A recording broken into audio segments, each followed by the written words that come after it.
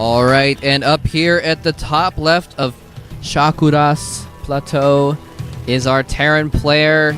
Executed a beautiful timing attack in Game 1, but had his timing attack in Game 2 thwarted. It is Incredible Miracles MVP. And here is another Brood War player. Not a Brood War pro on the same level as MVP, but he has Brood War experience as well. It is FXO's Oz. Yeah, Oz in Brood War, he played for Heights Sparkies. He was more of a coach role than a player himself. I mean, he was a B-teamer, but... What was his ID in Brood War? I think it was just Secret Protoss. Secret Protoss? Yeah, I think that was his ID. Okay. That would explain why I didn't know it. Ha!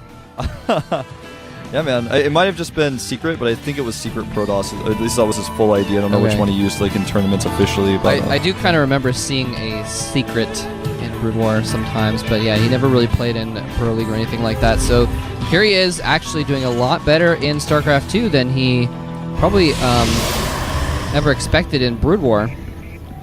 Now, this version of Shakura's Plateau is Blizzard's version. It's a very standard version of Shakuras. You don't see Shakuras in Korean tournaments all that much anymore.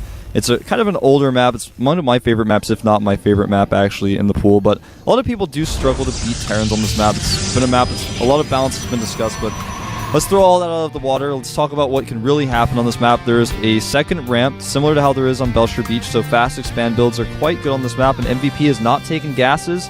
He's not hitting the second barracks this time. He did do the supply depot block, so it's looking like he's going to go one racks expand this time. Well, here's the really cute thing about this, though, is even though he hasn't hidden anything, he's stopped the probe from getting into his base, so Oz doesn't know he hasn't hidden anything. Yeah, exactly. And Oz has had like 2 cute timing attacks where he faked an expansion in a row. Both games, MVP has faked an expansion and gone for a timing attack. Oz is like, oh crap, 1 barracks, but I can't get in there and scout? What is it this time? I don't know. Yeah, he's going to be a little bit afraid, I think. It's a really nice decision by MVP, I think, to block with that depot. MVP's Marine went down there to... Oh, never mind. The probe went out on the map. I thought he was hiding in that corner still. Never mind. I was really excited about something that didn't exist. Kind of like when I was a kid and it was Christmas the next day. See what you did there. I'm like, well, Christmas exists. Well, Oz looks like certain characters don't. That's true. Oz looks like he's going to be going for a 1-gate expand here. So very similar build to what we did last game. In fact, the exact same build he did last game. And MVP is making a command center right now, making it in his main rather than making it on the low ground. Bunker's going to be up in time to stop that trademark Oz pressure. Yeah, and this is exactly what I expected from MVP as well. For him to say, all right, this last game, I'm going to back off. I'm going to play a macro game. I'm going to use my mechanics to try and win this last game because I know I have better mechanics. Because no one really does have better mechanics than MVP. I think that is something that most people would not argue. Now, eBay blocks the Nexus. I knew he was going to do this when I saw the SCV sneak back, and this is the exact thing that Oz was trying to prevent. That's why he had that probe running around trying to find the SCV, and now his Nexus is going to be way delayed here. And MVP's command center is already finished. Wow. Yep, he cancels it, gets most of his money back. The Nexus does go down, just lays it by about 10 seconds. Oz sacrificing a few hit points here to see if he can run by. But 10 seconds of mining time at an expansion is probably worth the, like, 25 minerals, or what is it, 34 minerals he lost, or whatever? Yeah, he got 94 back in total, so... 36 then, oh wait. eBay's at 125, right? Yeah. 31. Sorry. Anyway, yeah, he keeps prodding as well. He's trying to find out. He's like, is this really an expansion, or is there some kind of crazy attack this time? Yeah, he really wants to see if that command center is there. Yeah, he has not been able to see the command center yet. The command center is just lifted, and this is, again, part of MVP's plan. There was actually no reason for him not to build in the low ground except to hide that from his opponent. Now, Oz is making a robotics back at home. He's adding 2 gateways. But MVP, man, he has already got a factory with a tech lab on it. He did not add a tech lab on his barracks. He didn't add more barracks as he got his command center up. He teched immediately, and we may see him go for Banshees again. We may just see Siege Mode very quickly. Siege Mode is yeah, he's starting Siege Mode now. This is a much more common thing to see. Use the Siege Mode to stop those MC-style timing attacks because sentries cannot defeat siege tanks, especially when you have some of them on that, secondary high ground. Oh, yeah. Yeah, he actually, yeah, he's probably going to have an observer around, so he's going to be able to maybe spot up that high ground, but if you position him right, it's just almost impossible to get your stalkers there to pick them off, and they can just rain down shells of death on your army very easily. And yeah, siege mode is on the way. It's half done. He's going to have a couple siege tanks out. MVP is going to be just fine if Oz decides to pressure, although Oz is teching up as well, getting the Twilight Council. MVP has also added a tech lab on the starport, and he's making Banshees. He did not actually start medevacs. I mean, it was pretty apparent that that's what he was going to do because he only has one barracks, so he started making medevacs for just the Marines he has on one barracks. That would be a little bit excessive, but Oz's scout pattern here with his observer will see everything, and now he's got to be getting a little bit nervous. And Caduceus Reactor, a fake here. He shows the Caduceus Reactor, so now it looks like Cloak is being researched. Wow. Nice move by MVP. Clever. Just seeing the observer float in, decided to fake that. He's going to cancel it, of course. Doesn't want Caduceus Reactor. Yeah, everyone hates Caduceus Reactor. Nobody wants that, man. It actually makes your army worse to have Caduceus. No, not really.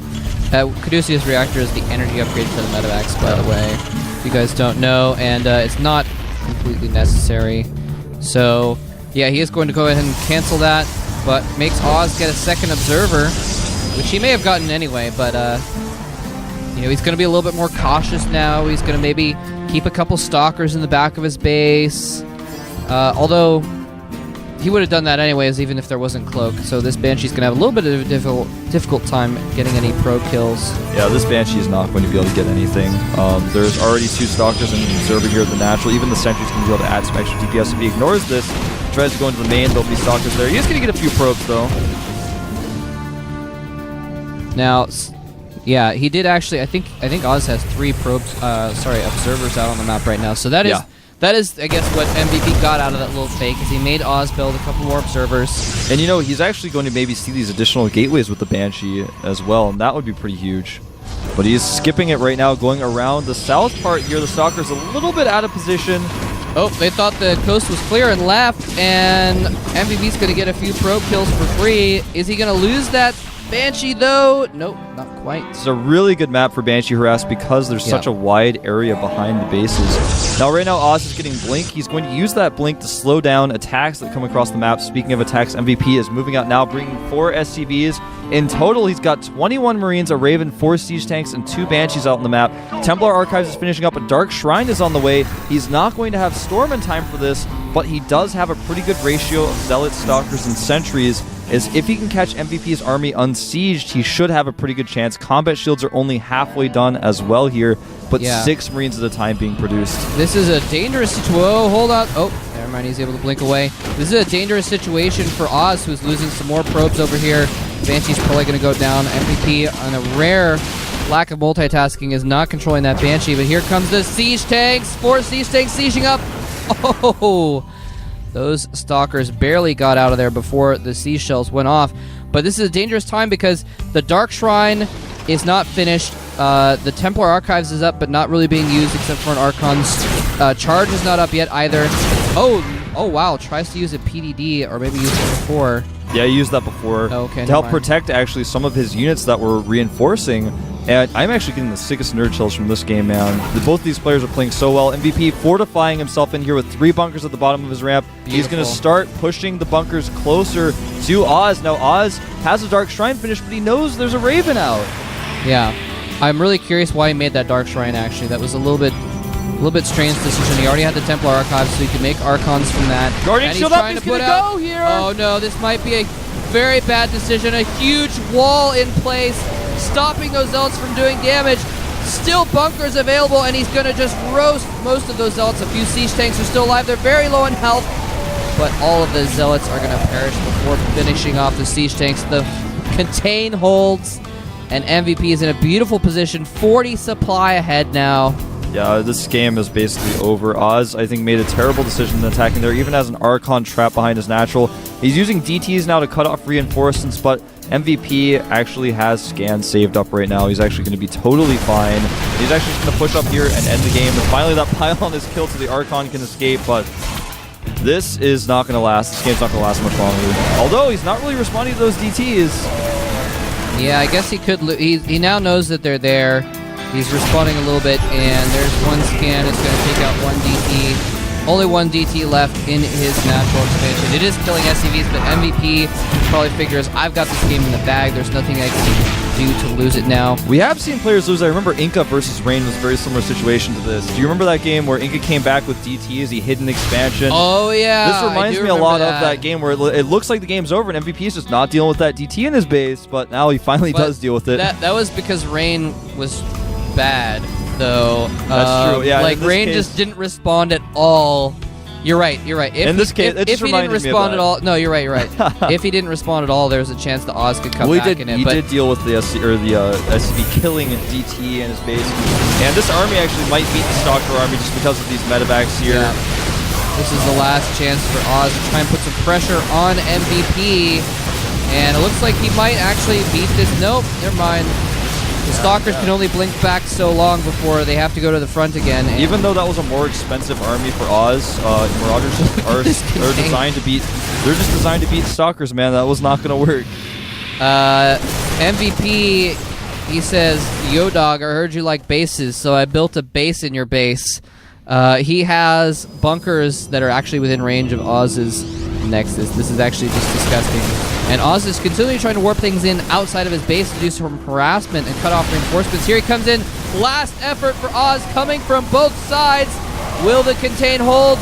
Ropes coming off the line and Archons as well. The PDD doing so much to stop the Stalkers from interfering, though. Tanks and the reinforcements of MVP will clean up everything of the resistance. And 3-2.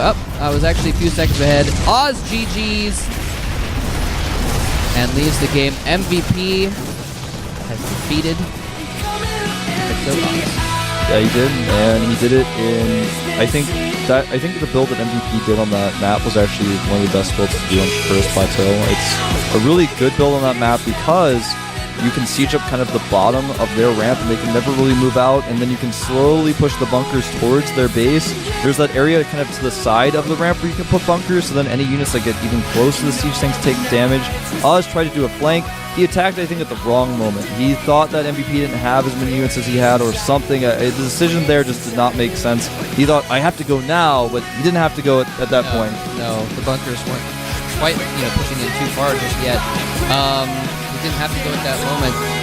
But yeah, I was really puzzled by that. I was like, whoa, what is he doing? And he didn't even really flank. If he did, I didn't see it, but he didn't send in anything from the opposite side of that contain. When he flanked with Blink Stalkers, but he blinked on top of the tanks, so it wasn't really a flank because he could have also just blinked on top of the tanks from his main, for example. Oh, okay. I didn't actually see that because the Stalkers died very quickly in the beginning of that battle. Yeah, they died almost immediately. There was a point defense zone there. There were several bunkers, so many siege tanks, and he almost, the siege tanks were all on low hit points, but he should have known that was not the right moment to go. He should have waited for more units. And he actually, after that battle happened, he had very few units, and MVP was trying to still push bunkers up, and even with almost no Stalkers, he was able to push them back, so he clearly had enough to where he could have held on a little bit longer, got a larger force and then attacked. But remember, MVP had 2 bases, it was 2 base against 2 base, so, it wasn't like if Oz broke through that, the game would have been over by any means anyway, so he was just in a tough spot. Yeah, it was a really tough spot, but there was a complete wall, three bunkers and a depot, and he had mostly zealots, and he just ran all of his zealots and had them dance around in front of the wall for a good 5 or 6 seconds, taking damage from all those Marines before they broke through. If he'd waited for a couple of mortals to break down the depot and the bunkers quickly or something like that, he would have had that time, and it would have been a lot better breakout attempt. So anyway, but we're going to take a little bit of a break here. Don't go anywhere. We're going to come back with a revenge match between Supernova and Dongregu. Supernova took out Dongregu from Code S last season, and he wants his vengeance here in the Team Ace Invitational. We'll be back in a few.